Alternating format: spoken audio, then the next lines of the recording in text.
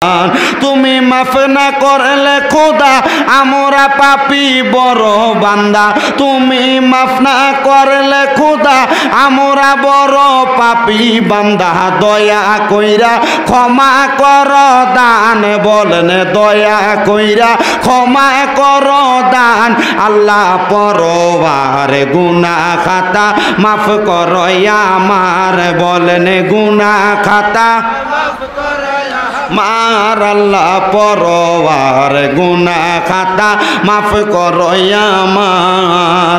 তোমার যত বান্দায় আছে নারী বলো পুরুষ বলো ইবাদত করে যে তোমার, আপনারা বলেন আমরা সবাই ইবাদত করি একজনের, তিনি কে? বলেন তিনি কে?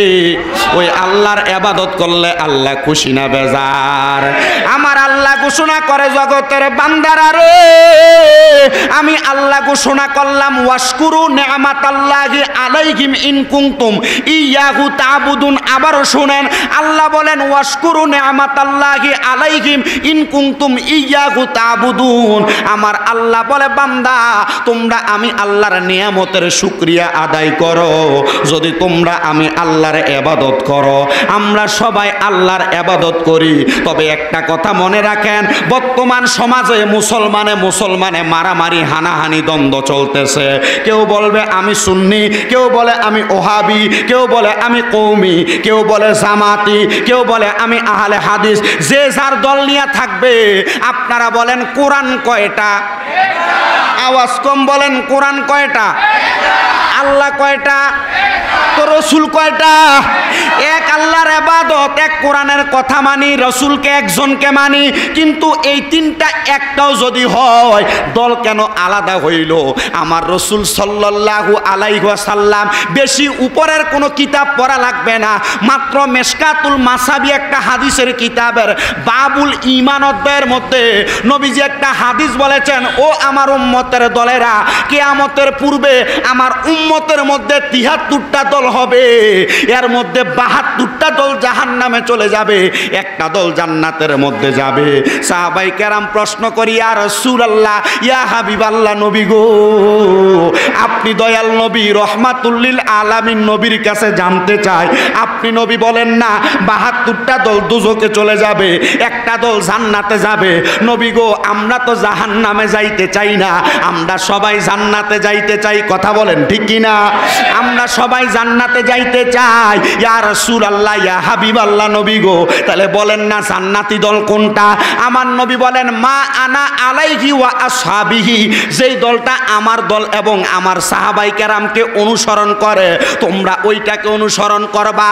ও বন্ধু, কালিয়াজুরি হযরত আইনুদ্দিন শাহ রাহমাতুল্লাহ আলাইহির মাজারের মাহফিলে এই মসজিদের সামনে বৈশা পবিত্র ঈদে মাজিউন নবী সাল্লাল্লাহু আলাইহি ওয়াসাল্লাম, পবিত্র ঈদে মিলাদুন নবী সাল্লাল্লাহু আলাইহি ওয়াসাল্লাম, নুরুন নবী হযরত মুহাম্মদ মুস্তাফা আহমদ মুস্তাফা সাল্লাল্লাহু আলাইহি ওয়াসাল্লাম নবীর শুভাগমনের মাহফিলে বৈশা আপনারা বলেন আমরা আল্লাহর রাসূল এবং সাহাবায়ে কেরামের অনুসরণ করি কি করি না? জোরে বলেন, করি কি করি না? যারা বলবে আমরা আল্লাহ এবং তার রাসূল ওনার সাহাবায়ে কেরামের পথ অনুসরণ করি তারা জান্নাতে যাইতে পারবে। এবার আসেন বাবারা, এই আলোচনার ধারাবাহিকতা এখানে রেখে আমি যেই কথা বলতেছিলাম সেদিক থেকে কথা বলি। আমি আল্লাহর কোরআনুল কারীমের এবং আল্লাহ তাআলার প্যারা হাবিবের হাদিসে কুদসি থেকে একটা খণ্ড বিশেষ তেলাওয়াত করেছি। আল্লাহই তো বললেন তোমরা আমার নিয়ামতের শুকরিয়া আদায় করো। আমি জানতে চাই আমরা আল্লাহর নিয়ামতের শুকরিয়া আদায় করার দরকার আছে না নাই? নিয়ামতের শুকরিয়া, আসেন মনোযোগ দেন। আলোচনা যেহেতু এখনো শুরু হয় নাই, প্রথম অংশে আমি আপনাদেরকে দুই একটা কথা বলে নেই, ভালো লাগবে। মাহফিল কমিটির কেউ থাকলে আমার একটা বালি, আমার তো দুইটা পাও আছে কিন্তু তোমার দুইটা হাত দুইটা পাও নাই, মাত্র একটা হাত আর একটা পাও আছে। এ ভাই তোমার কাছে জানতে চাই, এ হাতটা যদি তোমার কেউ লাগাইয়া দেয় তোমার কাছে কেমন লাগবে? সে বলবে আমার কাছে মনে হবে আল্লাহ তাআলার অসংখ্য নেয়ামতের মধ্যে হাতটা একটা বড় নেয়ামত। ঠিক আছে না? আমার কাছে দুনিয়ার সব নেয়ামতের মধ্যে হাতটা একটা নেয়ামত। যেই ব্যক্তি চোখে দেখে না ওনারে যদি বলা হয় চোখটা যদি লাগাইয়া দেয় তোমার কাছে কেমন লাগবে, উনি বলবে এই চোখটা হবে আমার জন্য বড় একটা নেয়ামত, ঠিক না? আমাদের এলাকার মধ্যে যখন বিয়ে বাড়িতে খানার আয়োজন হয় 2-3 রকমের, কুমিল্লা শহরে বাবুর্চিরও কোনো অভাব নাই। এক রকমের বাবুর্চি এক রকমের রান্না করে, এক রকমের বাবুর্চির রান্নার ধরন একটা, কিন্তু যদি সবচাইতে ভালো যেই রান্নাটা হয়, একজন মানুষ সেই রান্নাটা খাওয়ার পরে বলে আগে তো অনেক খাবার খাইছি, এই খাবারটা আমার কাছে বড় নেয়ামতের মতো লাগছে। বন্ধু আমার, আমাদের হাতগুলা আমাদের নেয়ামত, ভালো খাবার দামি খাবার আমাদের কাছে নেয়ামত, শরীরের প্রত্যেকটা অঙ্গ প্রত্যঙ্গ আমাদের কাছে নেয়ামত, কিন্তু সবচাইতে নেয়ামতের মধ্যে সর্বশ্রেষ্ঠ নেয়ামত যেটা, যে নেয়ামতের নাম আর নেয়ামাতুল কুবরা ফি মুহাম্মাদুর রাসূলুল্লাহ সাল্লাল্লাহু আলাইহি ওয়াসাল্লাম। জোরে পড়েন সুবহানাল্লাহ। দুনিয়ার যত খানা বলেন, হাত বলেন, পাও বলেন, যা আছে এগুলা নেয়ামতের শুকরা। তাহলে বুঝেন নেয়ামত কয় প্রকার? 2 প্রকার। উত্তর দিয়েন, নেয়ামত কয় প্রকার? 2 প্রকার। এক প্রকার নেয়ামতে কুবরা, আরেক প্রকার নেয়ামতে সুগরা।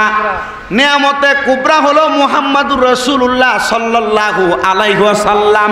আমার আল্লাহ কয় ও বন্ধু মুস্তাফা মুহাম্মদ সাল্লাল্লাহু আলাইহি ওয়াসাল্লাম নবী গো, আপনি নবী হইলেন নেয়ামতে কুবরা। যেই ব্যক্তি আপনি নবীর শুকরিয়া আদায় করবে, আমি আল্লাহ ঘোষণা করলাম ওই ব্যক্তি আমি আল্লাহর জান্নাত পর্যন্ত পৌঁছায়া যাবে। জোরে জোরে বলেন সুবহানাল্লাহ। ইয়া রাসূলুল্লাহ, নবী গো আপনি দয়াল নবীর কাছে জানতে চাই আল্লাহর শুকরিয়া আদায় করে কেমনে? আমি বললাম আলহামদুলিল্লাহ। আল্লাহ শুকরিয়া আদায় হয়েছে না? আপনাদের কষ্ট হইতেছে কোনো? অসুবিধা হইতেছে কোনো? ওই আমার এটা কাটদো, আমার বয়স অনুযায়ী শরীরে গোস্তটা বেশি হয়ে গেছে, তো বইতে একটু লড়সর, এমনি বইয়ে থাকতে কষ্ট হয়। শুধু একটু সময় দেন আমারে, ওয়াজটা ধারাবাহিকভাবে হবে, তবে আপনারা একটু ধৈর্য সহকারে বসবেন। তবে আমার ওয়াজ হবে অল্প, এই অল্প সময়ের ভিতরে 2-1টা কথা বলবো। যদি ভালো লাগবে আমল করবেন, ভালো যদি না লাগে যাওয়ানোর সময় গেটের সামনে এই কথাগুলো ফালাই দিয়া বলেন কিছু শুনছি না মনে করে ফালাই দিয়া চলে যাবেন, ঠিক আছে না? এ শুধু এতটুক, যেটা ভালো লাগবে এটার আমল করবেন, একটু সময় শুধু আমার ধৈর্য ধরবেন। তো সাহাবায়ে কেরাম আমার নবীরে প্রশ্ন করি, ইয়া রাসূলুল্লাহ, মুখ দিয়া বললাম আলহামদুলিল্লাহ, প্রশংসা কার? আল্লাহ, ঠিক আছে না? মুখ দিয়া বললাম সুবহানাল্লাহ, প্রশংসা কার? আল্লাহ। মুখ দিয়া বললাম লা ইলাহা ইল্লাল্লাহ, প্রশংসা আল্লাহ। আলহামদুলিল্লাহ বইলা আল্লাহর প্রশংসা করলাম, সুবহানাল্লাহ বইলা আল্লাহর প্রশংসা করলাম, লা ইলাহা ইল্লাল্লাহ বইলা আল্লাহর প্রশংসা করলাম। নবী গো আপনি দয়াল নবীর কাছে জানতে চাই, আপনি নবী বলেন না আল্লাহর প্রশংসার পরে আপনার প্রশংসা কেমনে করে? আমার নবী কয় আমি নবীর প্রতি যত বেশি দুরূদ পড়বা আল্লাহর প্রশংসা হলো আল্লাহর জিকির, আর আমি নবীর প্রশংসা হইল আমি নবীর উপরে দুরূদ শরীফ আদায় করা। জোরে বলেন সুবহানাল্লাহ। সালাতুনিয়া রাসূলুল্লাহ আলাইকুম সালামুন ইয়া হাবিবাল্লাহ আলাইকুম সালাতুন ইয়া রাসূলুল্লাহ আলাইকুম সালামুন ইয়া হাবিবাল্লাহ। মদিনার মাটি যদি হইতাম নূর নবীরে বুকের মাঝে রাখিতাম। সালাতুন ইয়া রাসূলুল্লাহ সালামুন ইয়া হাবিবাল্লাহ। ইশকে महबूबे खुदा जिस दिल में हासिल नहीं, लाखों मोमिन हो मगर ईमान कामिल नहीं। सालातुन या रसूलल्लाह अलैकुम सालामुन या हाबिबाल्लाह। আমার ভাইয়েরা বাবারা বন্ধুরা আবার গভীর মনোযোগ দেন। তাহলে সুবহানাল্লাহ আলহামদুলিল্লাহ লা ইলাহা ইল্লাল্লাহ এগুলা যা আছে আল্লাহর প্রশংসা। সুবহানাল্লাহ কোন? এবার সাহাবায়ে কেরাম প্রশ্ন করি, ইয়া রাসূলুল্লাহ, নবী গো, আপনি নবীর কাছে জানতে চাই আপনার প্রশংসা কেমনে করে? আমার দয়াল নবী রহমাতুল লিল আলামিন নবী বলে, উম্মত আমার প্রশংসা করে আমি নবীর উপরে দুরূদ শরীফ আদায়ের মাধ্যমে। নবীজি আপনার দুরূদ শরীফ আদায় করলে সওয়াবটা কেমন হবে? দেখেন, নবী সাল্লাল্লাহু আলাইহি ওয়াসাল্লামের প্রখ্যাত সাহাবী হযরতে আনাস ইবনে মালিক রাদিয়াল্লাহু তাআলা আনহু, সুবহানাল্লাহ পড়েন, সুবহানাল্লাহ, নাম হলো হযরতে আনাস ইবনে মালিক, মানে হযরতে মালিকের ছেলে হযরত আনাস, সুবহানাল্লাহ পড়েন না। হযরতে আনাস ইবনে মালিক বলে, আমি আমার নবীজির 10 বছর খেদমত করেছি। 10 বছর খেদমতরত অবস্থায় আমি আমার নবীজির অনেক কারামত দেখেছি, কিন্তু একদিন দেখলাম আমার নবীজি ওনার জবান মোবারকে বলতেছে। আমি জিজ্ঞাসা করলাম, ইয়া রাসূলুল্লাহ, ও মায়ার নবী, আপনি নবীজিকে দেখা যায় আপনি কি যেন বলতেছেন? নবী গো, আপনি কথাগুলা বলাটার কারণটা কি জানতে চাই। নবী আমার বলে, সাহাবী হযরতে আনাস, আমি নবী তোমাদেরকে বলতে চাচ্ছি, আমি নবীর উপরে যেই ব্যক্তি বেশি বেশি সময় দুরূদ শরীফ আদায় করবে, আমার আল্লাহ তাআলা ওই ব্যক্তিকে জান্নাতের মধ্যে আমার তত কাছাকাছি রাখবে। আর একটু জোরে সুবহানাল্লাহ পড়ে, সুবহানাল্লাহ।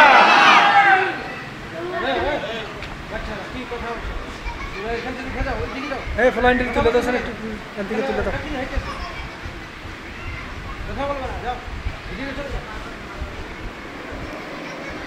নবীজি বলতেছেন, যেই ব্যক্তি আমি নবীর প্রতি যত বেশি দুরূদ শরীফ আদায় করবে, শুনেন আর একটু মনোযোগ দেন, যেই ব্যক্তি আমি নবীর প্রতি যত বেশি দুরূদ শরীফ আদায় করবে, নবীজি বলছেন জান্নাতের মধ্যে সে আমার তত কাছাকাছি থাকবে।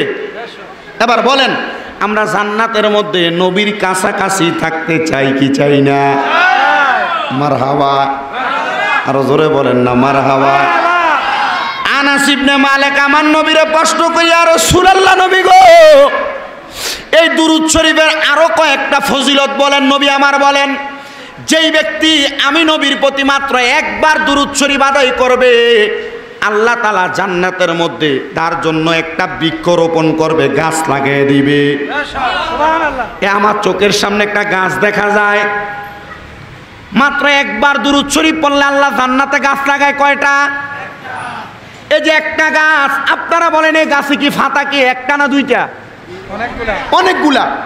সাহাবী প্রশ্ন করি, ইয়া রাসূলুল্লাহ, নবী গো, আপনার প্রতি দুরূদ পড়লাম, একবার গাছ লাগাইবো একটা, তো আমার তো গাছের দরকার নাই, আমার দরকার সওয়াবের। দরকার কিসের? সওয়াবের। নবীজি দুরূদ পড়লাম, একবার গাছ লাগাইলো একটা। নবী প্রশ্ন করে, সাহাবী গাছটা লাগাইলো কোথায়? সাহাবী বলে, ইয়া রাসূলুল্লাহ, আপনি বললেন জান্নাতে লাগাইছে। মনে করেন আপনার নিজের এখানে যারা আছেন আপনারা চিন্তা করেন, কুমিল্লা শহরের কান্দির পাড়ের খন্দকার হক টাওয়ার বলেন অথবা সাত্তার খান কমপ্লেক্স বলেন, যে কোনো একটা মার্কেটে আপনার একটা দোকান আছে আপনার নামে। এখন যদি দুনিয়ার সব মানুষ আপনাকে বাধা দেয়, আপনি ওই মার্কেটে যাইতে পারবেন না। কিন্তু আইন যদি বলে দোকানের মালিক অনুসারী আপনি ওইখানে যাবেন, দুনিয়ার মানুষ আপনারা আটকাইতে পারবেনি। সাহাবী প্রশ্ন করলেন, নবী জান্নাতে গাছ একটা।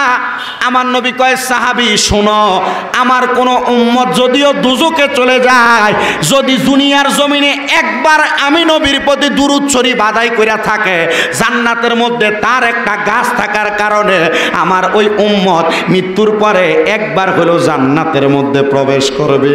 আল্লাহর কসম, নবীর উম্মতের দর। হযরতে আব্দুল হক মুহাদ্দিস দেহলভী রাহমাতুল্লাহ আলাইহি এই হাদিসের ব্যাখ্যা করেন। উনি বলেন, জান্নাতের গাছের নিচে নবীর উম্মত যখন যাবে, নবীর উম্মত ওই গাছের নিচ থেকে বাহির হবে না।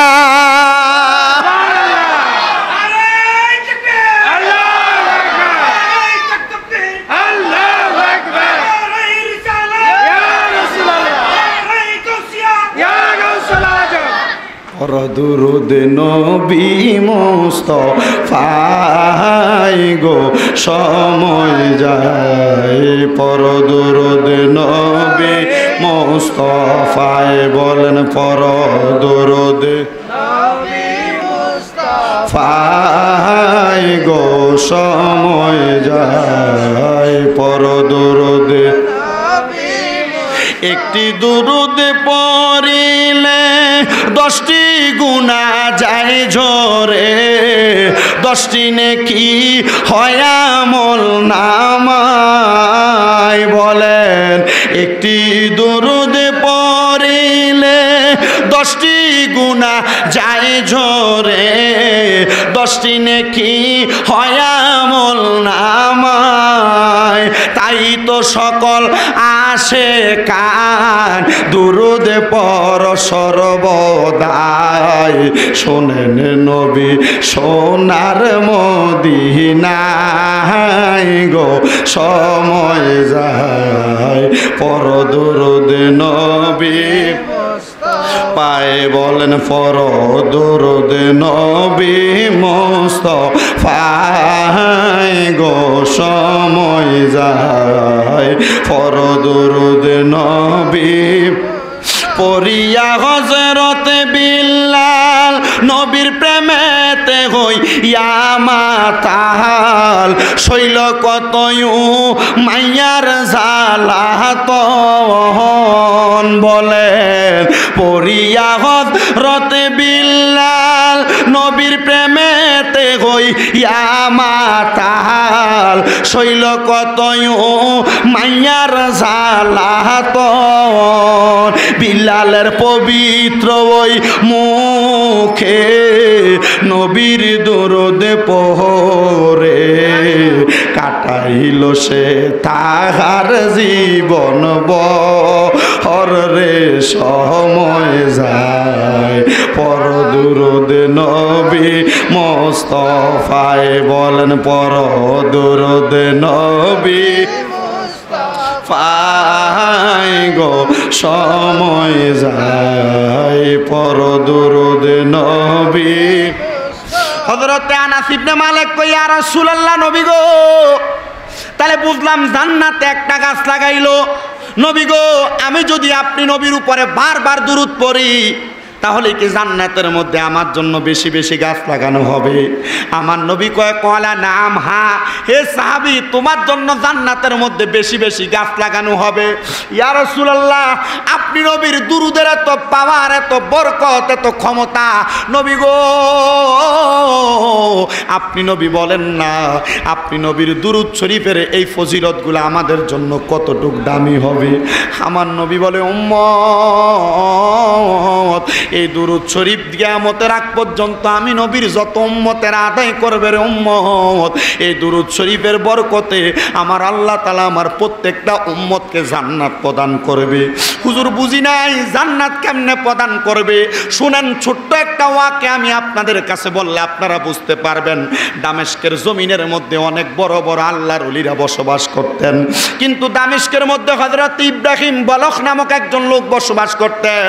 উনি বলেন ও দামেস্কবাসী তোমরা শুনে নাও, আমি আমার জীবনে আমার হাবিবে কিবরিয়ার উপরে অনেকবার দুরূদ শরীফ আদায় করেছি, কিন্তু আমি যখন আমার নবীজির উপর দুরূদ শরীফ আদায় করি আমার জীবনে কোনো কষ্টের কথা আমার মনে থাকে না।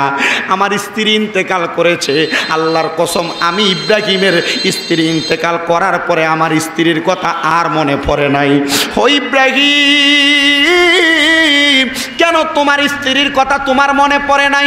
হযরত ইব্রাহিম বলখ উনি ডাক দিয়া বলে কারণ আমি এমন একজনের প্রেমের মধ্যে মশগুল ছিলাম যিনি আকায়ে নামদার তাজেদারে মুস্তাফা সাল্লাল্লাহু আলাইহি ওয়াসাল্লাম নবীজি।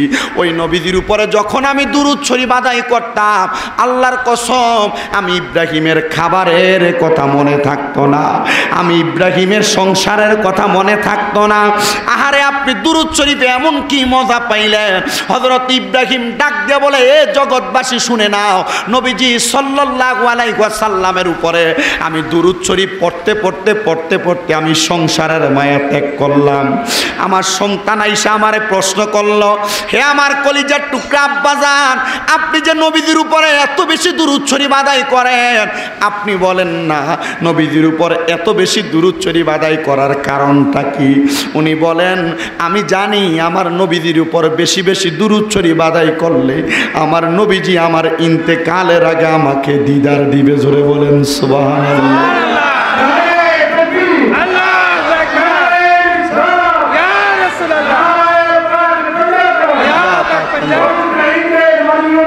জিন্দাবাদ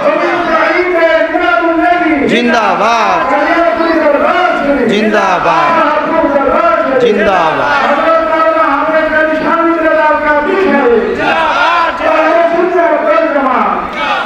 মনোযোগ দেন বাবারা। উনি বলেন, ওনার ছেলে প্রশ্ন করছেন, আব্বা আপনি এত দুরূদ পড়েন কেন? সুবহানাল্লাহ পড়েন না? ছেলে প্রশ্ন করছে, আপনি এত দুরূদ পড়েন কেন? এত তো পড়া লাগে না, আপনি এত কেন দুরূদ পড়েন?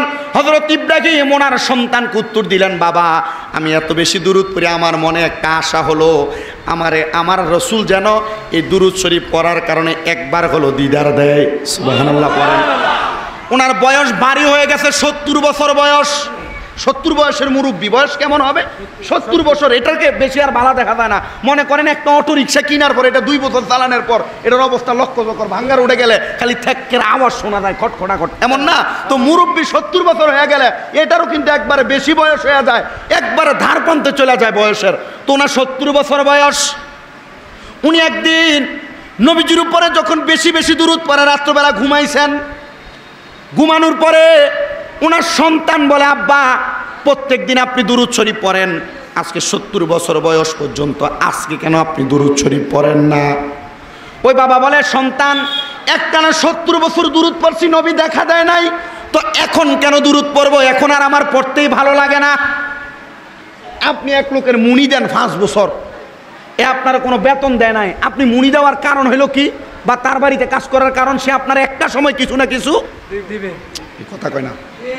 একটা সময় কিছু না কিছু দিবে। তো ওই লোকের কাছে প্রশ্ন হইল যে আপনারে দুরূদ শরীফ আমি 70 বছর পড়তেছি, আমার নবী আমার দিদার দেয় না, তা আমি এখন পড়বো কেন? আমি এখন থেকে আর পড়তাম না। 70 বছর পরে বুঝছে যে যেহেতু 70 বছর দেখা দিছে না, আর দিত না, এখন আর আমি পড়বো না। তো উনি এই কথা বলে ঘুমায় গেছেন। ঘুম থেকে সজাগ, হঠাৎ করে রাত্রবেলা অর্ধেক রাত লাফ দিয়ে উঠছেন, ইয়া রাসূলুল্লাহ বলে। ওনার ছেলে প্রশ্ন করে, আব্বা এখন যে আপনি ঘুম থেকে লাফ দিয়ে উঠে গেলেন, কারণটা জানতে চাই। উনি বলেন, বাবা কোনো কথা বলতে চাই না, চলো আমার সঙ্গে রওনা করো। আব্বা কোথায় যাবেন? এত রাত্রবেলা, রাত্র এত 12টা বাজতেছে বা অথবা অর্ধেক রাত, এখন তো যাওয়া সম্ভব না। বলে তুমি যাবে কিনা? বলে না আব্বা আপনি কোথায় যাবেন আমাকে আগে বলেন, আমার মাও নাই, আপনি আব্বাকে দেখে দেখে আমি সন্তান আমার জীবনের কষ্টর জ্বালাগুলো আমি সহ্য করেছি। ওই ছেলে বলেন, আব্বা আপনি কোথায় যাবেন? উনি বলেন, আমি যে আজকে দুরূদ শরীফ পড়ি নাই, সোনারের সন্তান 70 বছর টানা পড়ার পরে আজকে যখন আমি ঘুমাইলাম দুরূদ না পড়ে, আমাকে ঘুমের ঘরে আমার মুহাম্মদ মুস্তাফা সাল্লাল্লাহু আলাইহি ওয়াসাল্লাম আমার নবীজি আমারে ঘুমের ঘরে স্বপ্নে আইসা ডাক দিয়া কয়, কিরে ইব্রাহিম, এই 70 বছরে একটানা আমি নবীর প্রতি দুরূদ শরীফ আদায় করেছো, আজকে দি আমি নবীর প্রতি দুরূদ শরীফ আদায় করো না? ইব্রাহিম ডাক দিয়া কয়, আমি আমার নবীকে বললাম, ইয়া রাসূলুল্লাহ 70 বছর আপনাকে ডাকলাম, আপনি দেখা দেন নাই, আর আজকে ডাকি নাই আপনি দেখা দিলেন। 70 বছর ডাকলাম দেখা দেন নাই, আজকে ডাকি নাই দেখা দিলেন। নবী গো কারণটা কি আপনি নবীর কাছে জানতে চাই। হযরত ইব্রাহিম ডাক দিয়া কয়, ইয়া রাসূলুল্লাহ, ইয়া হাবিবাল্লাহ, কারণ জানতে চাই। হে আমার সন্তান শোনো, আমার নবী আমি ইব্রাহিমের উত্তর দিয়েছে, ইব্রাহিম শোনো রে শোনো, শোনো 70 বছর তুমি যখন আমি নবীকে ডাক দিতা, আমি নবী তোমার ডাকটা শুনে শুনে আমার শান্তি পাইতাম। আমি নবী চিন্তা করেছি, তোমার যদি আমি দেখা দেই তুমি হয়তো আমাকে আর স্মরণ করবা না, হয়তো আমারে আর ডাকবা না, কিন্তু তুমি যে রাগান্বিত হইয়া তুমি যে আমারে ডাকা বন্ধ করে দিবা, আমি নবী তোমাকে এই জন্য দেখা দেওয়ার জন্য আসছি। আল্লাহর হাবিব বলে, ইব্রাহিম রে ডাকো ডাকো ডাকো। আমার রসুল সাল্লাল্লাহু আলাইহি ওয়াসাল্লামের নূরানি চেহারা মুবারক হযরত ইব্রাহিম দেখে নাই। ইব্রাহিম বলে, শুন রে বাবা, আমি কেন মদিনার পথে রওনা করলাম জানো? আমার সামনে যখন আমার রসুল ঘুমের ঘরে আমারে দেখা দিছে, আমি দেখছি আমার রসুলের চেহারাটা, ঘুমটা দিলে মানুষের চেহারাটা যেমন হয়ে যায় ঢাকনা দেওয়া থাকে, আমার রসুলের চেহারাটা এমনভাবে ঢাকনা দেওয়া ছিল। আমার রসুল সাল্লাল্লাহু আলাইহি সাল্লাম আর নূরানি চেহারা মুবারক আমার দেখা দেয় নাই। আমি বললাম ইয়া রাসূলুল্লাহ, কেন আপনার চেহারা মুবারক আপনি দেখা দেন না? আমার রাসূল বলেছে, ইব্রাহিম শোনো, তুমি তো দামেস্কে বসে ডাক দিয়েছো, মদিনাতে আসো, মদিনাতে আসলে আমার নূরানি চেহারা মুবারক তুমি দেখবা। আরো জোরে বলেন না সুবহানাল্লাহ। এ বন্ধুরে, হযরত ইব্রাহিম বলে, বাবা এবার তুমি যাবে কিনা? ছেলেকে, আব্বা নবী দেখার জন্য যান, আর আমি যাব না, এটা হতে পারে না, আমি আপনার সঙ্গে রওনা করলাম। জোরে বলেন সুবহানাল্লাহ। হযরত ইব্রাহিম রওনা করলেন। হযরত ইব্রাহিম রওনা করার সঙ্গে সঙ্গে ওনার সঙ্গে ওনার ছেলেও রওনা করলেন। অনেক দূর পর্যন্ত গেছে, অনেক দূর যাওয়ার পরে মনে করেন দামেস্ক এবং মদিনার মধ্যবর্তী জায়গা, কুমিল্লা সদর এবং কুমিল্লা গুমতি রেলের মাঝখানে হলো কালিয়াঝুরি এলাকা। তো দামেস্ক এবং মদিনার মধ্যবর্তী জায়গায় গেছে। যাওয়ার পরে হযরত ইব্রাহিম বড় অসুস্থ। কি হয়েছে? অসুস্থ, আর চলতে পারতেছে না। ইব্রাহিম একটা তাবু বানাইয়া ওই ঘরের ভিতরে আরাম করতেছে, আর ছেলে 1 দিন 2 দিন 3 দিন করে করে অপেক্ষা করতে লাগলেন। আরে আজকে 3 দিন হয়ে গেল, আমার আব্বাজান এখানে অসুস্থ অবস্থায় পড়ে রয়েছে। কয়দিন? 3 দিন। হযরত ইব্রাহিম চিন্তা করতে লাগলেন, আহা আমার আব্বা যে অসুস্থ, আজকে 3 দিন পরে রইলেন, এখন আমার আব্বা অসুস্থ অবস্থায় শুয়া শুয়া নবীদের উপর দুরূদ শরীফ পড়তেছে। আপনারা এত আস্তে সুবহানাল্লাহ কইলেন? মাইকটা দেখেন, মাইকটা। হযরত ইব্রাহিমের ছেলে উনি পিছনে বাহিরে বইরা, আব্বা অসুস্থ তো, ঘুম আসতেছে না।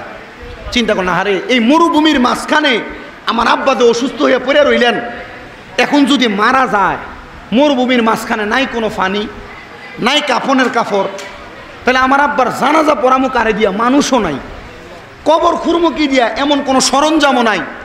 ওই ছেলে চিন্তা করতেছে, কিন্তু বাবার দুরূদ শরীফ পড়ার গলার আওয়াজ ওনার কানে আসতেছে। হঠাৎ করে দেখলেন দুরূদ শরীফ পড়ার আওয়াজটা বন্ধ হয়ে গেছে। হযরত ইব্রাহিম যখন দুরূদ শরীফের আওয়াজটা বন্ধ, ওনার ছেলে চিন্তা করলো, কিরে আব্বার তো দুরূদ শরীফের কোনো আওয়াজ নাই। দৌড়িয়া তাঁবুর মধ্যে গেছেন, যায় দেখতেছেন আবার মুখে হাত দিয়া, নাকে হাত দিয়া কোনো নিঃশ্বাস আসে আর যায় না। হযরত ইব্রাহিম নাকে আর মুখের মধ্যে যখন ওনার সন্তান ইব্রাহিমকে হাত দিলেন, হাত দেওয়ার পরে যখন কোনো নিঃশ্বাস দেখে না, ছেলে বুঝতে পারছে, আরে যে ভয় করছিলাম এ ভয়ই মনে হয় কাম্য হয়েছে। আমার আব্বা মারা গেলে কে জানাজা পড়াইব চিন্তা করতেছিলাম, আসলেই তো আমার বাবা মারা গেছে। আহা, ছেলে চিন্তা করতেছে, করতে করতে ফজরের সময় ছেলে ফজরের নামাজ পড়ছে। নামাজ পড়া আব্বার লাশের কাছে আসতে আসতে দেখতেছে চারিদিক থেকে মরুভূমির শুধু মানুষ দলে দলে আসতেছে, দলে দলে আসতেছে, দলে দলে আসতেছে। ইব্রাহিম কোনো কথা, ইব্রাহিমের ছেলে কোনো কথা, উনি দেখলেন দলে দলে মানুষ আসছেন।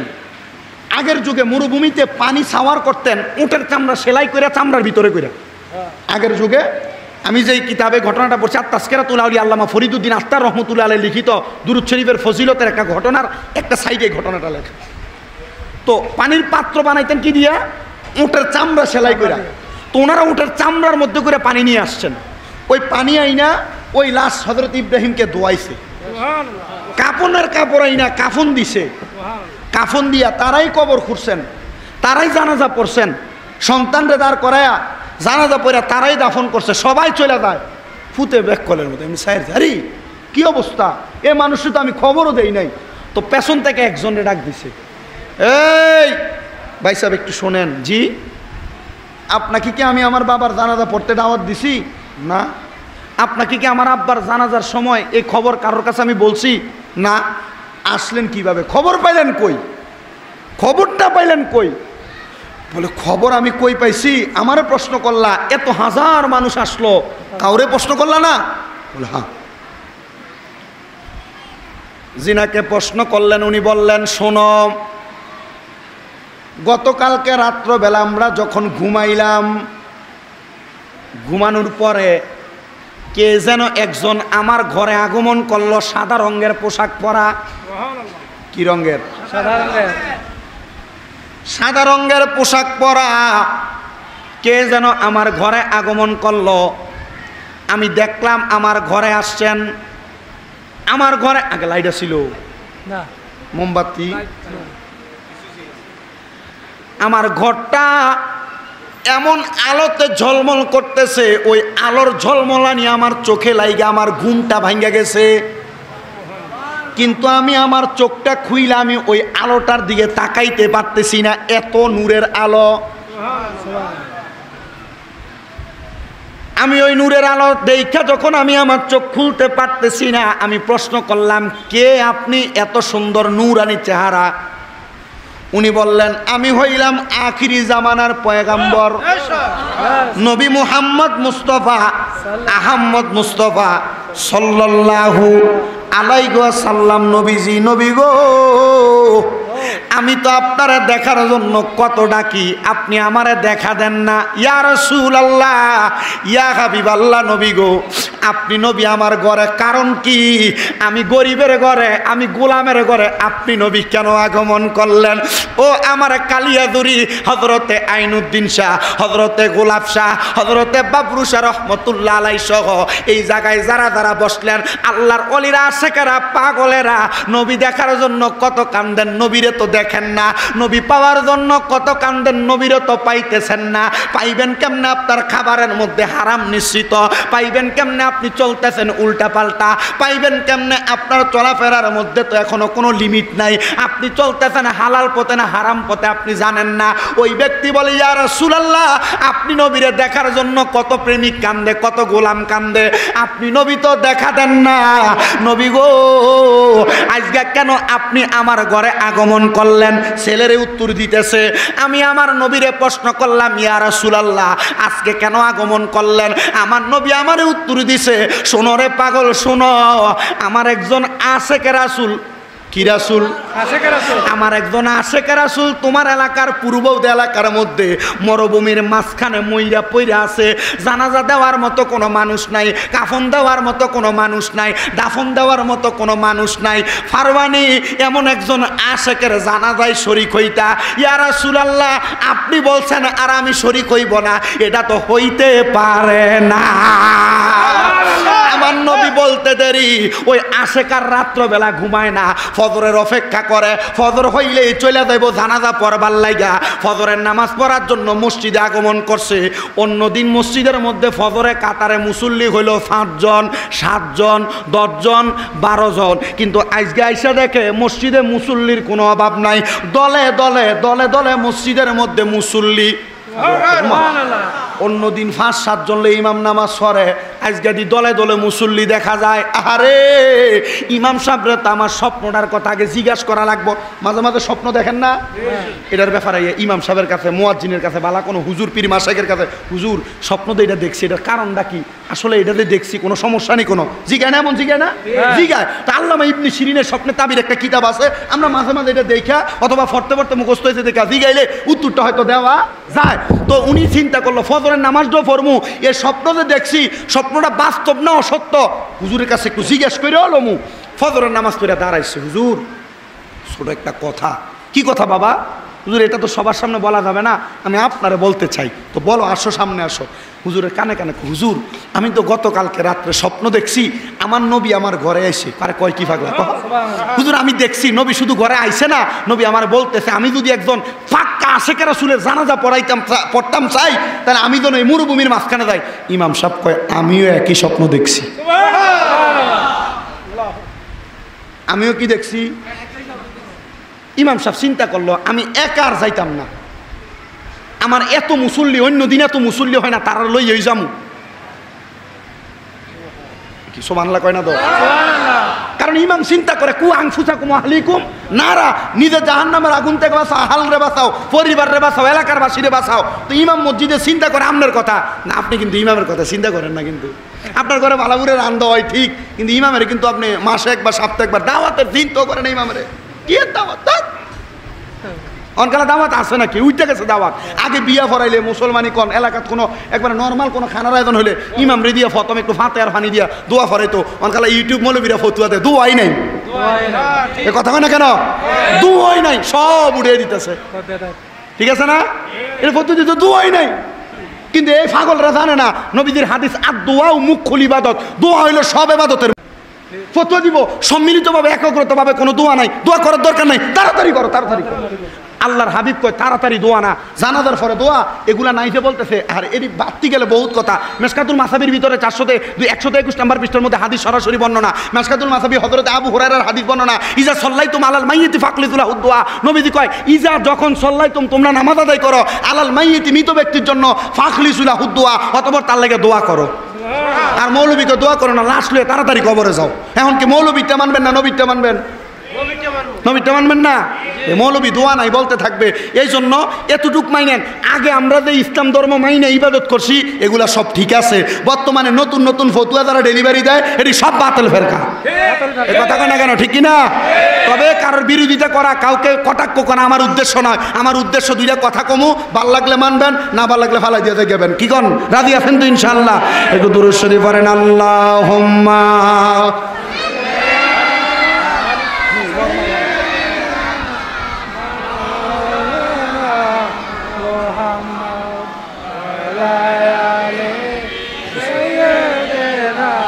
মাওলানা মুহাম্মদ আল্লাহুম্মা মাইকের আওয়াজ কানে লাগে না, কানে লাগে না, দূরে যে ওয়ালা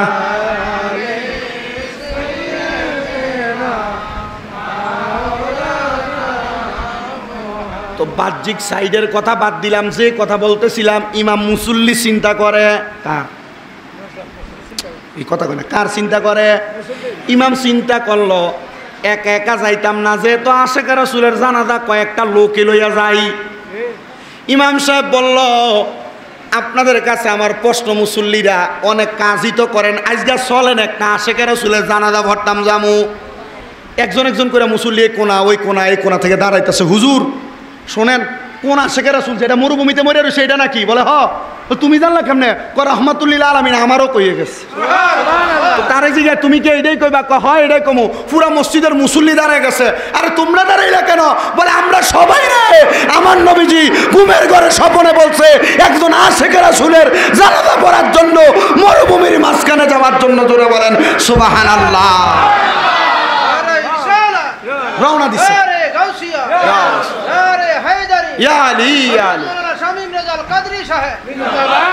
রওনা দিছে, সবাই স্বপ্ন দেখছে। ওই ছেলে আরে তাহলে এই রসুল যাইয়া সবার কাছে স্বপ্নে বইলা দেওয়া এটা নর্মাল বিষয় না। তো ছেলে চিন্তা করে রসুল কেন আমার বাবার কথা সবার কাছে কইয়া দিল? ছেলে চিন্তা করলো আমার আব্বা তো রসুলের দুরুদের পাগল।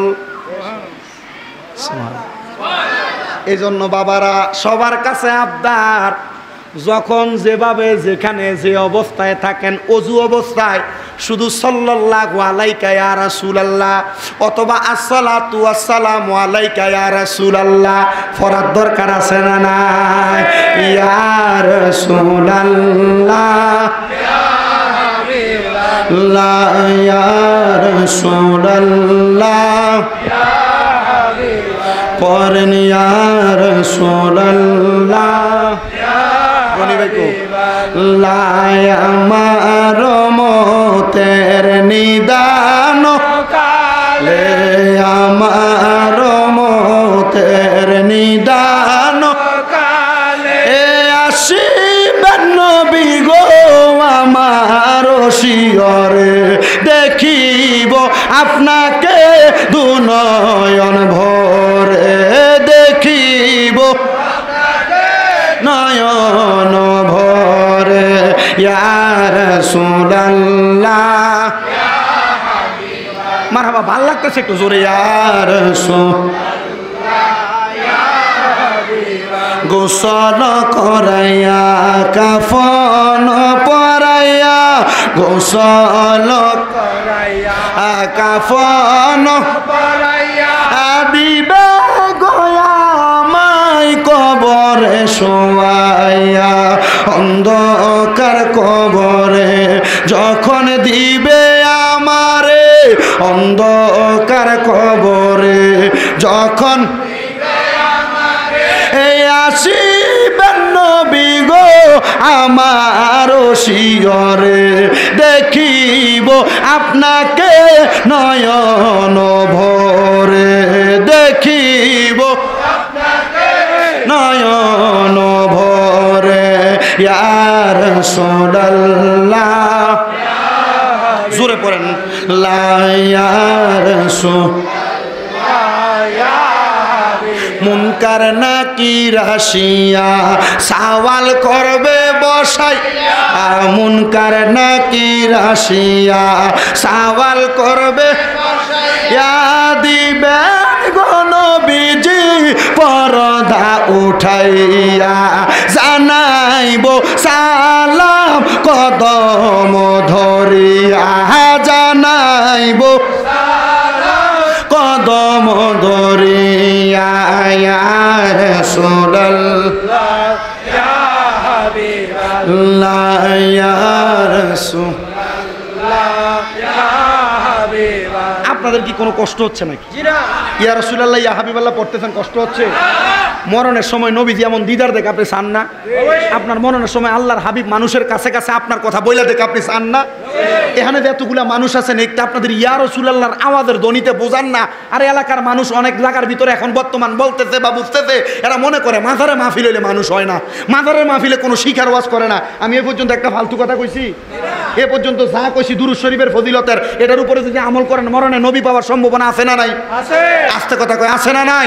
একটু জোরে পড়েন না ইয়া রাসূলুল্লাহ ইয়া হাবিবাল্লাহ ইয়া রাসূলুল্লাহ ইয়া হাবিবাল্লাহ গোসল করাইয়া কাফন পরাইয়া গোসল করাইয়া কাফন পরাইয়া দিব আর দিবে রে আমায় কবরে শোয়াইয়া অন্ধকার কবরে যখন দিবে আমারে অন্ধকার কবরে যখন দিবে এ আসিবেন নবী গো আমার শিয়রে দেখিব আপনাকে নয়ন ভরে দেখিব আপনাকে নয়ন ভরে ইয়া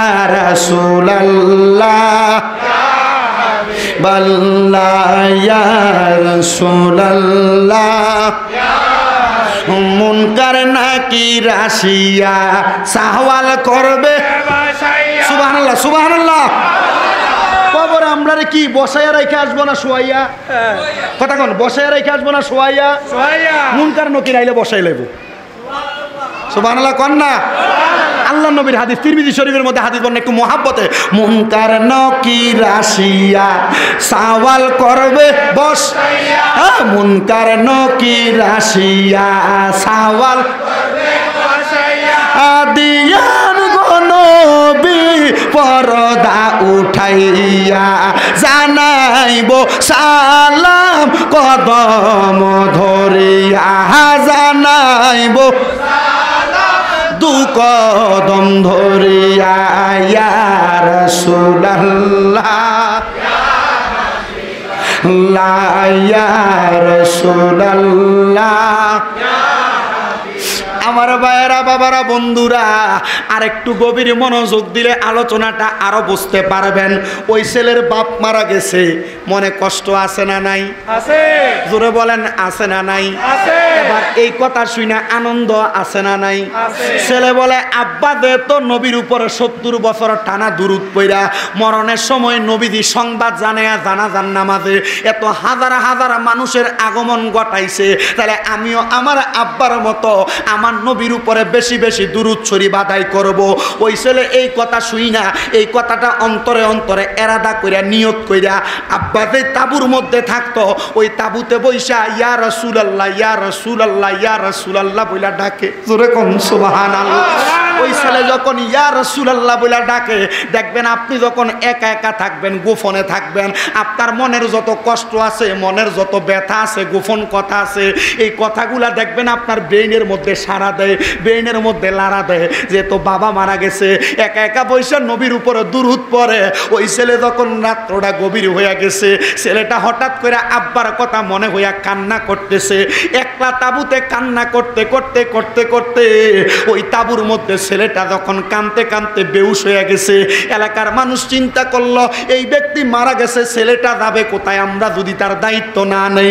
এবার রাত্রবেলা এলাকার মানুষ ছেলেটার কাছে আগমন করছে। আগমন কইরা তাবুর বাহির থেকে শুনতে পাইতেছে ছেলেটা তার আব্বা জানের সঙ্গে কথা বলতেছে। কিরে বাবা না মারা গেল? কথা বলে কার সঙ্গে? বাবা বাবা কইরা কথা কয়। কিছুক্ষণ পরে এলাকার মানুষের জনসমাগম দেইকা ছেলেটা হঠাৎ করে তাবুর মধ্য থেকে বাইরে হইয়া দেখতেছে যেই মানুষগুলা তার আব্বার জানাজা দেওয়ার জন্য আসছে ওই মানুষগুলা তার তাবুর সামনে দাঁড়িয়ে রইছে। ওই ছেলেটা ডাক দিয়া কয়, এলাকাবাসীও, এলাকাবাসীও কেন আসছেন, কেন আসছেন, কারণ জানতে চায়। এলাকাবাসী কয় আমরা আসার কারণ জানবা পরে, আগে বলো তাবুর মধ্যে কথা বলছো কার লগে? ছেলে একটা ডাক দিয়া কয়, জগৎবাসী আমি যখন দুরূদ পড়তেছিলাম এমন টাইমে আমার আব্বার কথা মনে হয়ে আমি কান্না কইরা ঘুমাইয়া গেছি, কানতে কানতে বেহুশ হয়ে গেছি। এমন টাইমে আমি দেখলাম আমার আব্বা জান আমার সামনে হাজির হয়ে গেছে। আমার আব্বা একা হাজির হয়েছে না, আমি দেখছি আমার আব্বা জান সুন্দর একটা ফুলের বাগানে ঘোরাফেরা করতেছে। আমি আমার আব্বারে জিজ্ঞাসা করলাম, বাবা ও আপনি না মারা গেছেন, ফুলের বাগানের মধ্যে কি করেন? আমার আব্বা আমার উত্তর দেয়, সন্তান রে আমি তো দুনিয়াতে আমার নবীর উপর বেশি বেশি দুরূদ শরীফ আদায় করতাম। আল্লাহর কসম রে, আমার নবীর উপর দুরূদ পড়ার কারণে আমার আল্লাহ আমি আব্বার ইন্তেকালের পরে এই জান্নাতের বাগান দান কইরা দিছে। হে রাসূল তোমায় ভালোবাসি অন্তরে শুধু মুখে নয়, জান্নাতের আশায় নয় হে রাসূল, জাহান্নাম কেউ ডরি না। হে রাসূল তোমায় ভালোবাসি, বলেন হে রাসূল তোমায় ভালোবাসি অন্তরে শুধু মুখে না, জান্নাতের আশায় নয় হে রাসূল, জাহান্নাম কেউ ডরি না, জান্নাতের আশায় নয় হে রাসূল, জাহান্নাম কেউ ডরি না। তোমায় পাওয়ার আশায় মন ছুটে যায় মদিনা, হায় তোমায় পাওয়ার মন ছুটে যায় মদিনায়। হে অদমের আর যিশু নো একবার দেখা দাও না, হে রাসূল তোমায় ভালোবাসি অন্তরে শুধু মুখে না, জান্নাতের আশায় নয় হে রাসূল, জাহান্নাম কেউ ডরি না, জান্নাতের আশায় নয় হে রাসূল, জাহান্নাম কেউ ডরি না।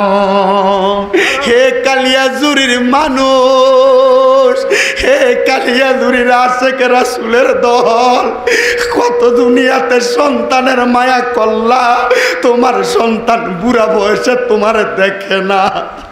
দুনিয়ার বন্ধু বান্ধব জুটাইলা, 2-3 দিন যাওয়ার পর কবরের কাছে দিয়া তোমার বন্ধু বান্ধব যাবে না। আল্লাহর কসম, দুনিয়াতে একজন নবীরে যদি ডাইকা মরতে পারো, আমার নবী তোমার কবরে আপন হবে। আপনারা বলেন আমরা সবাই দুনিয়াতে থাইকা ওই নবীরে বেশি বেশি ডাকতে চাই কি চাই না? জোরে বলেন চাই কি চাই না? আল্লাহ যেন মরণের আগে বারবার ওই নবীরে দেখার তৌফিক দান করে, জোরে পড়ে না আমিন। আল্লাহুম্মা সাল্লি আল্লাহর রাসূল আপনার নাহি তুলনা, আপনার নূরের পরশ লেগে ইয়াসরিব হইল মদিনা। আল্লাহুম্মা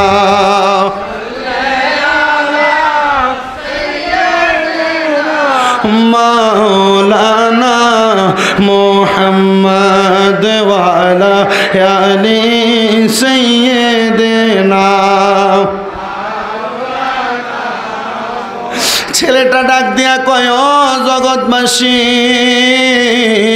আমি যখন আমার আব্বাজানের জন্য কান্না করতে লাগলাম, আমার আব্বাজান আমি সন্তানকে বলেছে, রে বাবা, যে এই বাগানটা দেখো, এই বাগানটা একমাত্র হাবিবে কিবরিয়ার উপরে দুরূদ শরীফ পড়ার কারণে আমার আল্লাহ তাআলা এই বাগানটা আমি আব্বাজানরে দান করেছে।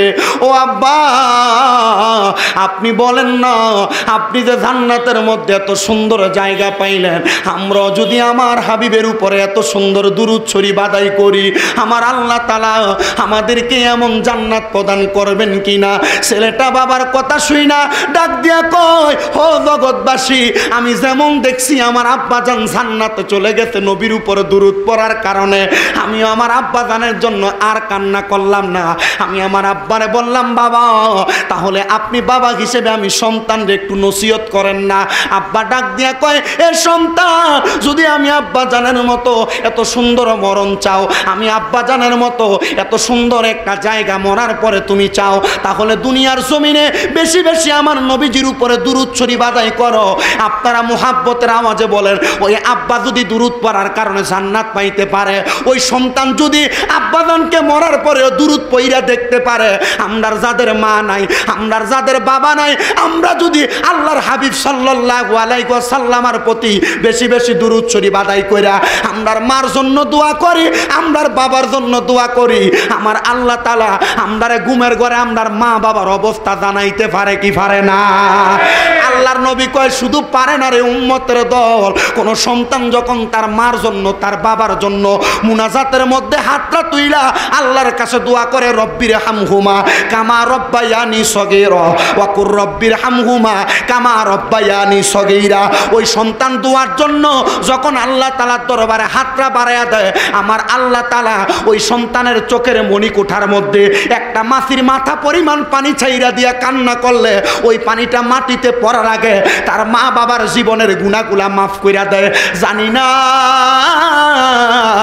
আজকে এই কালিয়াজুরি হযরতে আইনুদ্দিন শাহ রহমতুল্লাহ আলাইহির মাজার প্রাঙ্গণের এই জান্নাতের বাগানে কত এতিম সন্তান জানি বসে গেছে, তাদের মা নাই, কত এতিম সন্তান জানি বসে গেছে, তাদের বাবা নাই রে। পর্দার অন্তরালে কত মা বোনেরা জানি শুনতেছে, তাদের আম্মা নাই, আব্বা নাই। সন্তান রে, ভুলে গেছো তোমার মা বাবার কষ্টের সময়ের কথা। এত কষ্ট করে তোমার মা, তোমার আব্বা জান তুমি সন্তানরা মানুষ করছে, আব্বা নিজের রক্তরে পানি বানাইয়া ফেলছে, আব্বা নিজের মাথার ঘাম পায়ে ফালাইছে, আব্বা রোদের মধ্যে পুইরা মেঘের মধ্যে ভিজা তুমি সন্তানরে মানুষ বানাইছে, হাড়গুলা শক্ত করে দিছে। এখন তুমি সন্তান লাখ লাখ টাকা কামাই করো, কিন্তু তোমার আব্বাজান কবরে শুইয়া রইছে। এই যে রোজার ঈদরা চলে গেল, তোমার আব্বাজান রে 500 টাকা দিয়া কিনে একটা লুঙ্গি পরাইতে পারো নাই। তোমার ব্যাংক অ্যাকাউন্টের মধ্যে লাখ লাখ টাকা পইরা রইছে, কিন্তু আব্বাজান রে 500 টাকার একটা লুঙ্গি কিনা পরাইতে পারো নাই। তোমার মা তোমার জন্য কত কষ্ট করছে, আজকে তোমার মা দুঃখিনী অন্ধকার কবরে শুইয়া রইছে। তোমার মা দুঃখিনী এমনও সময় গেছে, স্কুল মাদ্রাসায় যাওয়ার সময় মা দুঃখিনী নিজে পান্তা ভাতটা খাইতো না, পানি খাইয়া পেটটা পুড়ে রাখতো। মা তুমি সন্তানের জন্য পান্তা ভাতগুলা রাইখা দিত, কাপড় রাস্তার মধ্যে 5-10 টাকা রাইখা দিত, ওই মা তুমি সন্তানদের যাওয়ার সময় হাতে দিয়া দিত। আজকে তোমার মা কবরে, তোমার আব্বাজান কবরে, তুমি সন্তান তোমার মা বাপরে এমন কোনো কিছু দিতে পারতেছ না। চিন্তা করো রে সন্তান, এমন অনেক সময় গেছে মা বাবা না খাইয়া তুমি সন্তানরে খাওয়াই খাই মা কবরে।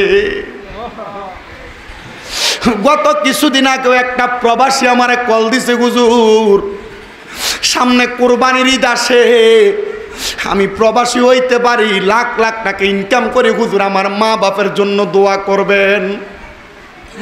আমি দিগাইলাম, কেন রে?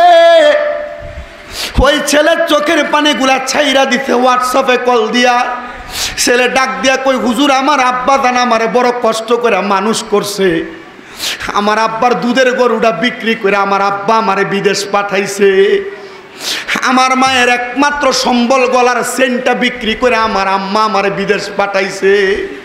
হুজুর আজকে আমার কাছে লাখ লাখ টাকা পড়ে আছে, কিন্তু হুজুর কোরবানির ঈদ আসলেই আমার কলিজাটা ছিঁড়া যায়। এমনও সময় গেছে সমাজ থেকে আমার ঘরে গোশত আসলে রান্না করে আমার মা বাপ আমারে খাওয়াইতো। হুজুর এখন আমি চিন্তা করি, আমার যে এত টাকা পড়ে আছে, আমি কোরবানি দেই প্রতি বছর বছর, কিন্তু আমি আমার আব্বা আম্মার মুখে একটা টুকরা গোশত তুলা দিতে পারি না।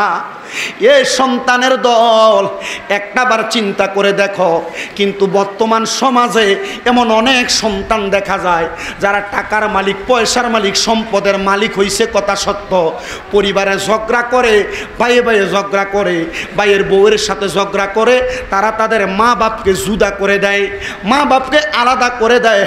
আল্লাহর দোহাই ও যুবক ভাই, ও মুরব্বী বাবা, কেউ যদি তোমরা তোমাদের মা বাপকে এমন জুদা করে দিয়ে থাকো, আলাদা করে দিয়ে থাকো, আল্লাহর ওয়াস্তে তোমার পাওটা আমার সামনে দাও, আমি আমার জিহ্বা দিয়ে তোমার পাওটা পরিষ্কার করে দিব।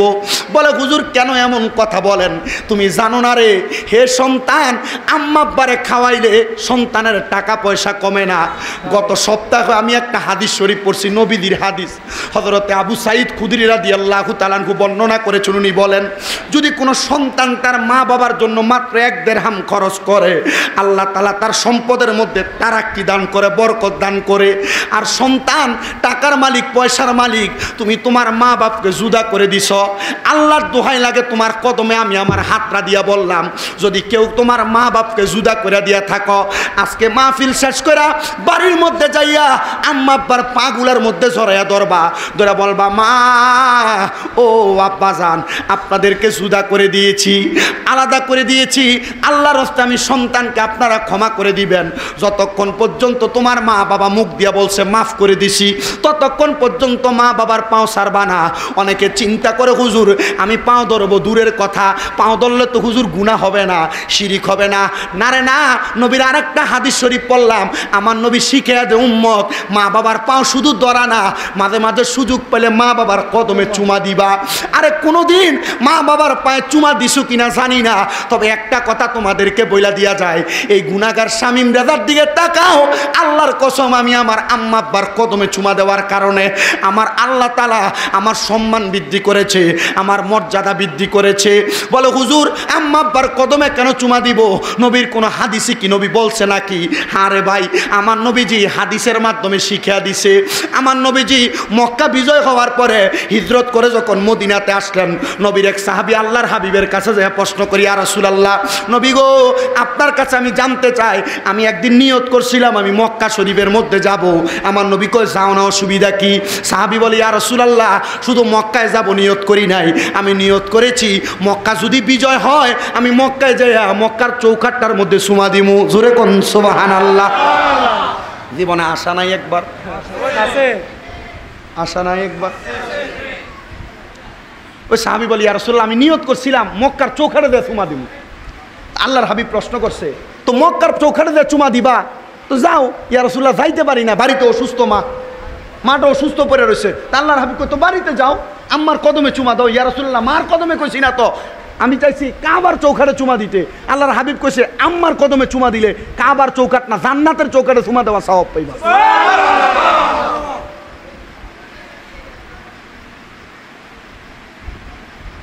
আরে এই কালিয়াঝুরিবাসী যুবক ভাইয়েরা, মুরব্বী বাবাজিরা, এখানে যারা বসছেন, যাদের মা বাপ আছে, আপনি মাপ চান না, অন্যায় করছেন, আপনি মাপ চাইতে পারতেছেন না, শরমে চান না, আপনি এখান থেকে যাইয়া মা বাবার পাও ধইরেন। আজকের মাহফিল সফল হবে কিনা, কবুল হবে কিনা, এটার গ্যারান্টি কেউ দিতে পারবে না। তবে আমি একটা গ্যারান্টি দেই, গ্যারান্টিটা হলো আগামীকালকে যখন কালিয়াদুরি বাজারের দোকানে বসা যখন দেখবেন কোনো মুরব্বী কয়, হ্যাঁ শামীম রেজা বইলা দিয়ে গেছে বলার কারণ আমার ফুতে কোনোদিন আমার লোকে বেয়াদবি করে নাই, তবু মাহফিল শেষ করে বাড়িতে আমার পায়ে ধরে মাফ চাইছে, মনে করবেন মাহফিল কবুল। বলে হুজুর আমি কোনো অন্যায় করি নাই, তবুও ধরতাম, তবুও ধরবেন। মা বাবার কদমে পড়ে থাকলে মা বাপ চিন্তা করে না আমার ফুত এখন আমার অবাধ্য হয় নাই, আল্লাহর হস্তে মাপ চাই। যদি কেউ এমন অন্যায় করে থাকেন আম্মা আব্বার কদমে ধরবেন। কিন্তু অনেকে চিন্তা করে হুজুর যাদের বাড়িতে মা আছে তারা বাড়িতে যা মার পায়ে ধরে মাপ চাইব। হুজুর আমার তো মা নাই, আমি বাড়িতে যা কার পায়ের মধ্যে ধরে মাপ চাইব? হুজুর যাদের বাড়িতে বাবা আছে তারা বাড়িতে যা বাবার পায়ে ধরে মাপ চাইবে। হুজুর আমার তো আব্বা নাই, আমি বাড়িতে যা কার পায়ের মধ্যে ধরে মাপ চাইব? আল্লাহর হাবিব সিস্টেমও শিখিয়ে দিচ্ছে উম্মত, হে উম্মতের দলেরা, আব্বা আম্মা মারা গেছেন, ইন্তেকাল করছেন, মাপ চাওয়ার সুযোগ যেহেতু নাই, আম্মা আব্বার কবরের সামনে যাইয়া আম্মা আব্বার মাথাটা যেদিকে ফিরিয়ে দিছে, মানে মাথা তো উত্তর দিকে ফিরিয়ে দিছে, কোন দিকে? কেবলার দিকে। কেবলাটা পিছ দিয়া মা বাবার মুখের দিকে ফিরা শুধু দোয়া করবা, রব্বির হামহুমা কামা রব্বায়ানি সগীরা, রব্বির হামহুমা কামা রব্বায়ানি সগীরা। নবীর শিক্ষা দেয় চোখের মনি কোঠার মধ্যে একটা মাছির মাথা পরিমাণ পানি ছাইরা দিয়া যদি কোনো সন্তান দোয়া করে, আমার আল্লাহ তাআলা ওই সন্তানের দোয়া সাথে সাথে কবুল করে। মানে পানিটা মাটিতে পড়ার আগে আমার আল্লাহ তাআলা তার মা বাবার জীবনের গুনাহ মাফ করে দেয়। বন্ধুরে ও নবীর উম্মতের দলেরা, এই জন্য সবার কাছে আবদার, জীবিত থাকলে কদমে ধরে মাপ চাইবা, বেঁচে থাকলে কদমে ধরে মাপ চাইবা, আর যদি মারা যায় মা বাবার কবরের সামনে যায় দোয়া করবা। আসেন আমার বাবাজিরা, বন্ধুরা রে, ও নবীর উম্মতের দলেরা, জীবিত থাকা অবস্থায় যেমন দোয়া, ইন্তেকালের পরে তেমন দোয়া আপনি আপনার মা বাবার জন্য করার পরেও মা বাবা কবরের মধ্যে গেল শান্তিতে আছে না অশান্তিতে আছে জানার জন্য অনেক চেষ্টা করলেন, কিন্তু দুনিয়ার জমিনে ঈমান হারা রয়ে গেলেন, মা বাবা কবরে শান্তি পাবে এটার আশাও করতে পারবেন না। আজকে দুপুরবেলা আমি একটা হাদিস শরীফ তেলাওয়াত করতেছি, আল্লাহর নবী শিখিয়ে দেয় আল্লাহ তাআলার কোরআনের আইন মোতাবেক দুনিয়ার জমিনে একটা মা বাবা তার সন্তানটাকে এমনভাবে মানুষ করবে, ওই সন্তানটাকে তিনটা জিনিসের শিক্ষা প্রদান করবে। এক নাম্বার শিক্ষা হলো হুব্বু নাবিয়্যুকুম, তার আম্মা তার নবীর ভালোবাসা শিক্ষা দিবে। দুই নাম্বার শিক্ষা হলো হুব্বু আহলে বাইতি, এবার হলো দুই নাম্বার শিক্ষা দিবে আহলে বায়াত তার পরিবারের ভালোবাসা। তিন নাম্বার শিক্ষা দিবে ওয়া কিরাআতুল কোরআন, তিন নাম্বার শিক্ষা হলো একটা মা বাবা তার সন্তানকে কোরআন শিক্ষা দিবে। তাহলে এক নাম্বার পাইলাম, একটা সন্তানরা আগে নবীর ভালোবাসা শিখাইবেন। সুবহানাল্লাহ নাই? কি শিখাইবেন? নবীর ভালোবাসা শিখনেওয়ালা ফোলা মা বাপরে বাদ দেয় না। নবীর ভালোবাসা শিখনেওয়ালা ফোলা মা বাপরে ফিডে না। নবীর ভালোবাসা শিখনেওয়ালা ফোলা মা বাপরে বৃদ্ধাশ্রমে দেয় না। দেখবেন মাঝে মাঝে সোশ্যাল মিডিয়া, ইউটিউব, ফেসবুকে দেখা যায় বড় ডাক্তার ছিল, ম্যাজিস্ট্রেট ছিল, ফোলারে বিয়ে করাইছে, লাখ লাখ টাকা খরচ করে, এখন ফোলা বাপেরে বৃদ্ধাশ্রমে দিয়া চলে আসছে। দেখেন না এগুলা? মাঝে মাঝে অনেক বৃদ্ধাশ্রমের ঘটনা এগুলা দেখি। এই জন্য সন্তানদের নবীওয়ালা বানাইয়েন। সুবহানাল্লাহ কন্যা।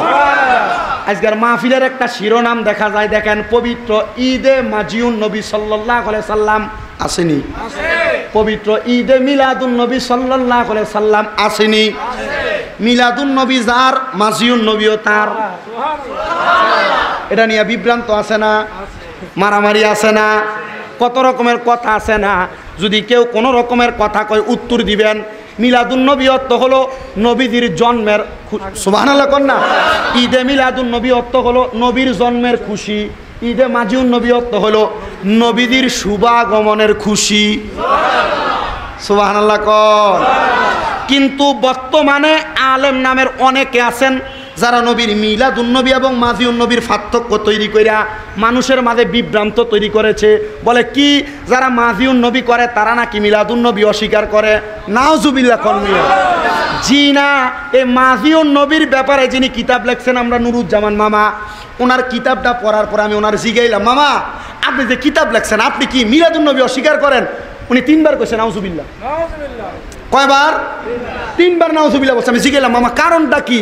এখন অনেকে যে বলতেছে আপনি মিলাদুন নবী অস্বীকার করেন, তো মামা মিলাদুন নবী অস্বীকার করার কোনো কারণ নাই। তো যারা মিলাদুন নবী মানি, আমরা মানি না? আমরা আগে তো মিলাদুন নবী করছি নাকি? এখন করিনি? কি করে না করে করি?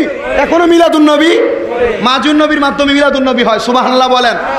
নবীর জন্মের মাধ্যমে নবীর সর্বশ্রেষ্ঠ শুভাগমন, এটার নামই মাজিউন নবী। এটা নিয়ে আর কোনো দ্বন্দ্ব, মারামারি, কাটাকাটি কোনো কিছু করার দরকার। আপনি আপনার সন্তানদের একটা শিক্ষা দিয়ে আব্বা এতটুক শিক্ষা গ্রহণ করো, নবীর আগমনে খুশি হইবা।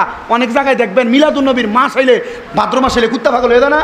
মিলাদুন নবীর মাস হইলে অনেকে দেখবেন এই মিলাদুন নবীর মাহফিল করলে মনে এটি কুত্তার মতো পাগল হয়ে থাকা। এরা প্রশ্ন করে তুমি এটা পাগল হয়েছো কি লেগা? আরে তুমি বুঝো না, ভাদ্র মাসে কুত্তা কামড় দিলে মানুষ যেমন পাগল হয়, মিলাদুন নবীর কথা শুনলে আমরা পাগল। ফতুয়া দিয়ে দিছে মিলাদুন নবী তাবারুক যারা খায় এরা গু খায়। নাউজুবিল্লাহ জোরে কইছেন না কেন? আরে মিলাদুন নবীর মাহফিল, নবীর আগমনে খুশি হইয়া তাবারুক কইরা মানুষের মাঝে আনন্দ উদযাপন করলাম, এটা তো আরো ভালো জিনিস। ভালো জিনিস না? তো এতটুক মনে রাখেন, সন্তানদেরকে শিক্ষা দিবেন আব্বা মিলাদুন নবী করো।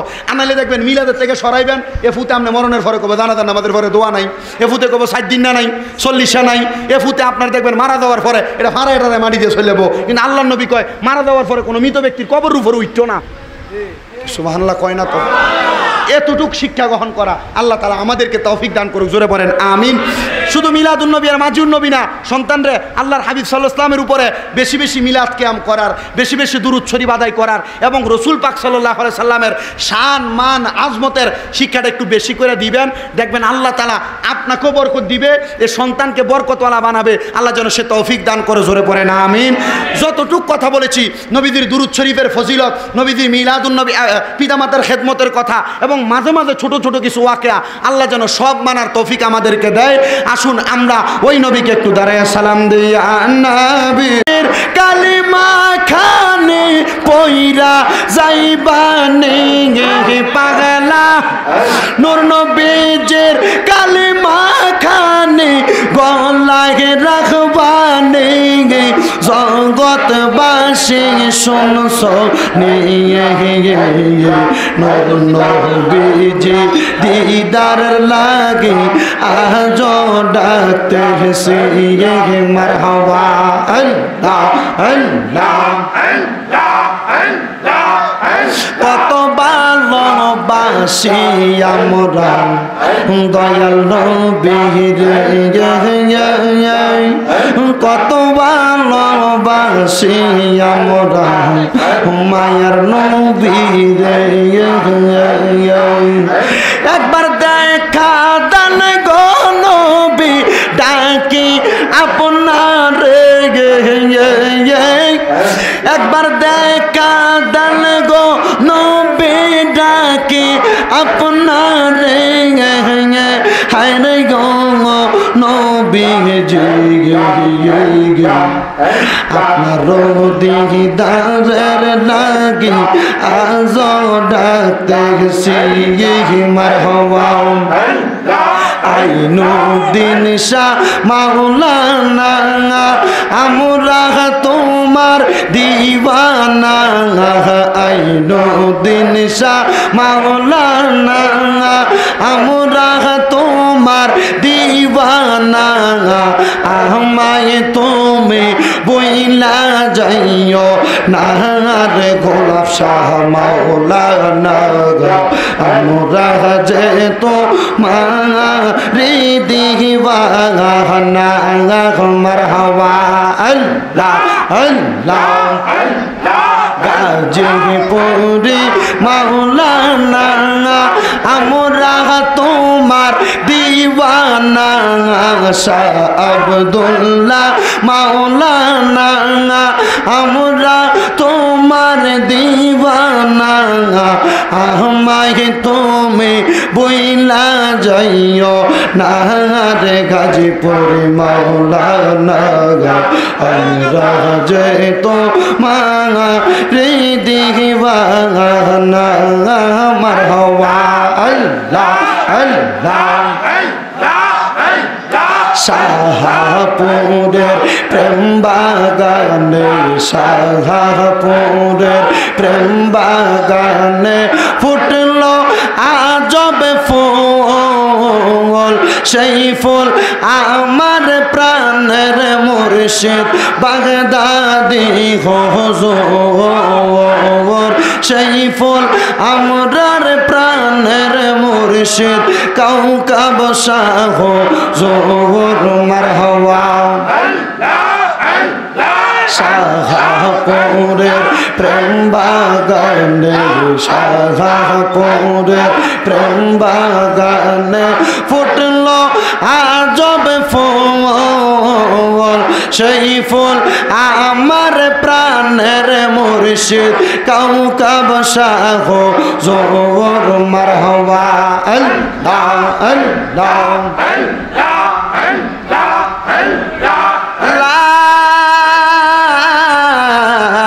ইলাহা ইল্লাল্লাহু মুহাম্মাদুর রাসূলুল্লাহ সাল্লাল্লাহু আলাইহি ওয়াসাল্লাম। সবাই পড়ি মারহাবা।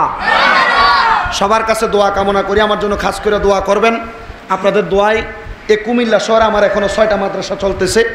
এর মধ্যে কুমিল্লা নূরপুর সমনিতে শাহপাড়া রোডের মাথায় তাহফিজুল কোরআন হিফজ মাদ্রাসা পুরুষ শাখা এবং মহিলা শাখা, 3তলা যে বিল্ডিং এটা। আরেকটা কুমিল্লা চকবাজার নূরপুর সমনি থেকে মেডিকেল রোডে ঢুকতেই মুরকাবাড়ির সামনে, এটাও তাহফিজুল কোরআনের একাডেমিক শাখা। আরেকটা আপনার বিবির বাজার রোডে, তেলিকোনা থেকে বিবির বাজার রোডে আল হোসাইনি ইসলামিয়া সুন্নিয়া মাদ্রাসা। এর আগেই বক্সিয়া দরবারের সামনে 4তলা বিল্ডিংয়ে জামিয়া নূরে মদিনা মাদ্রাসা। আপনারা শুধু দোয়া করবেন আমার মাদ্রাসাগুলোর জন্য, দোয়া করবেন না ইনশাল্লাহ? আপনাদের দোয়ায় আমার এক মাদ্রাসায় একটা ছেলে মাত্র 8 মাসে হাফেজ হয়েছে। দোয়া করবেন আমার ছেলেগুলোর জন্য, আল্লাহ তাআলা যেন আমার মাদ্রাসার প্রত্যেকটা ছাত্রদেরকে কবুল করে। সবার কাছে দোয়া কামনা করবেন।